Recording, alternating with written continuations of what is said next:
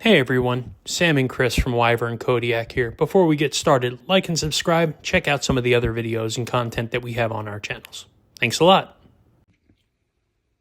Hey everybody, thanks for pressing play and joining me on the Wyvern Kodiak channel. This is Chris, and today you've got me all alone as Sam's left me completely unsupervised. And after carrying knives for decades, I just learned something about myself that has genuinely surprised me. And it may change how I pick knives moving forward. And it really started several days ago when Sam asked me for my 2025 Knife of the Year. And then he asked me also what was my favorite knife purchase for the year. Well, I did what knife nerds do. I spiraled into way too much analysis, and I sat around for a few days and overthought it, for a while, and which was rare, but not rare about the overthinking, just rare about what knife I select and why. Typically, it's pretty instinctual. I just open up one of the cases, I reach in and I grab something. That's what goes in my pocket for the day. And, after he asked me the question, I decided that I really ought to put some careful thought into this and create some sort of criteria, start documenting how I felt. What knife did I carry and how did I feel when I grabbed it? And then how did I feel when I used it throughout the day? And how did the knife perform? Things like that. Well, I really discovered something that I truly didn't know about myself until I really started paying attention to some of that data. And so perhaps you may know exactly why you carry what you do, and perhaps you don't. But if you don't, hopefully this will be beneficial. And if you do, share it with us in the comments. Be anxious to see if why I select what I do is the same reasons that you do. I'm not going to be showing any knife from 2025. In a future video, Sam and I are going to be sharing some of our individual picks, from the knives that we handled this year, as well as the knives that we purchased. And there's still going to be a few knives that are going to be released throughout December, and I certainly don't want to be presumptuous and rule any of them out. So here's what we're going to do. First, we're going to take a look at a knife that should work, and then we're going to look at knives that I actually carry, and finally, we'll do a breakdown of the surprising reason why. So this is the Kaiser Bulldog, and on paper, this should be everything that I love. I mean, it's got outstanding jimping in all the places that I land, and man, that feels great. It's got amazing texture. It's a deep carry clip. It's very nice, very deep. It's got a great finger choil, great ergos, super slicey geometry, and I have very easy lock access for one-handed opening, and closing, which again, I absolutely love about that. But while this checks all the boxes, I rarely, if ever, carry this thing. I honestly don't know the last time that I did, and I couldn't really figure out why, but here recently, something clicked. And after I get home, I typically change out of my dress pants, throw on some blue jeans, and then I usually change whatever knife I've got too. And here's some of the examples of knives that I routinely carry. And here's the crazy part.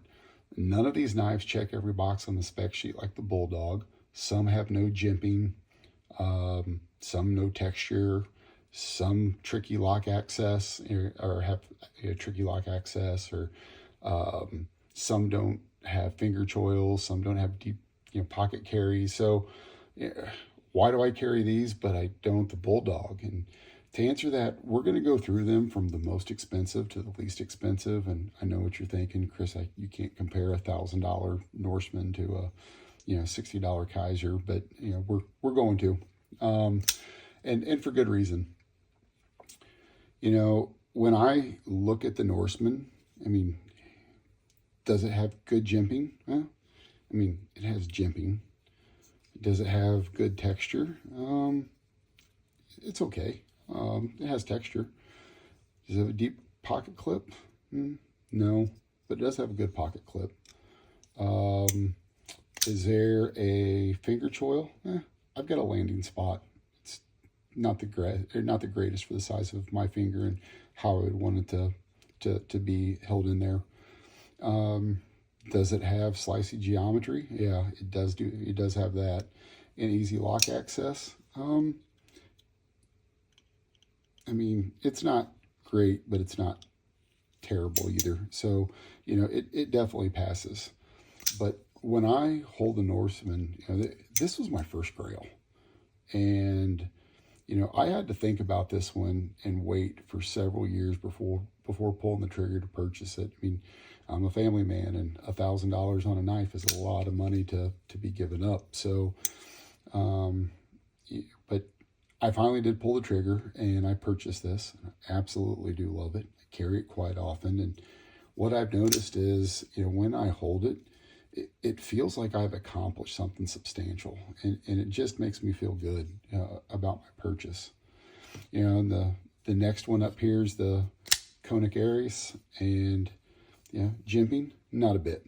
Texture, this one has pretty good texture. I've got another one that's smooth as could be. Deep pocket carry, nope. Sticks out way too high out of the pocket. Does it have a finger choil? It's got a choil. It's a little too tight for me, so I won't choke up to use it because I do get poked by the tip of the blade there. It does have great ergos. It does have a very slicey geometry, that hollow grind. Easy lock bar access. You know, about the same as the Norseman. Underneath, grabbing this way, no problems at all. This way, it's a little tight, but I can get it. But the Aries, you know, when I pick this up and I feel that tune detent and, you know, that hydraulic close, you know, it just makes my hand feel alive. You know, like it's something the Bulldog's never done. Next one up on the list is the Chris Reeves Sabenza. And man, this is the 31. And this knife, I mean, again, jimping is good. Lock bar access is great. Texture, I love the sandblast. Not everybody does. You know, but it just feels like this is a working man's tool, and it just gives me a lot of confidence that I'm holding something of quality that can do some great work. And next one up I have is the Padre, and, you know, by Kunwu, and the jimping here is pretty good. The finger choil is great. The texture is great. Lock bar access, terrible. There's no cutout. Can I make it work? Sure I can. But I go from the other side to make it a lot easier. That said, man, that stiff detent and that crisp lockup and, you know, that shake to shimmy close, it just makes me happy every time I feel it. And, you know, this is the polar opposite of the spongy lockup that the Bulldog has. Man, that feels great. And now we're getting into the price range of the Kaiser. And again, we're not going to go through everything. You see there's no jimping, you know, you see the finger choil. So we're not going to go through all of those things again. But the Civivi to me is pound for pound what I feel might be the greatest value of any knife in my collection, except for maybe that's, you know, one that's in my lineup for Knife of the Year. So, you know, stay tuned to check that out. And then finally, you know, a less expensive knife than the Bulldog is the Roxxon K1. And this knife is probably the one that I use the absolute most. I mean, you can see the scratches on the blade. I put plenty of work on this thing, and if I don't use it the most, it's certainly the one that I abuse the most. But man, I love the way that, you know, it fires out, and it's got a near frictionless, you know, shut drop. I don't have to shake at all. I just have to be able to get my hands out of the way in time to drop that lock, because it'll clip me, and it has. But got to ask myself what's different about the Bulldog. And what I'd realized here is, you know, it does have all of the features, but none of the feeling. And, you know, there's nothing wrong with it. You know, it just doesn't give me a spark. It doesn't have that, that mechanical identity. The thing that makes me want to put it in my pocket is just missing. And what I've come to realize through this is that a knife without mechanical soul just doesn't excite me, even if it is perfect on paper. And so that mechanical soul, I mean, that's something that I documented as I wrote it down, and might even have been incorrectly scribed down. But when I read it back, I was like, man, that's exactly what it is. It's a mechanical soul. And what I've realized too is that for me, action just isn't a feature. I mean, it's a personality test.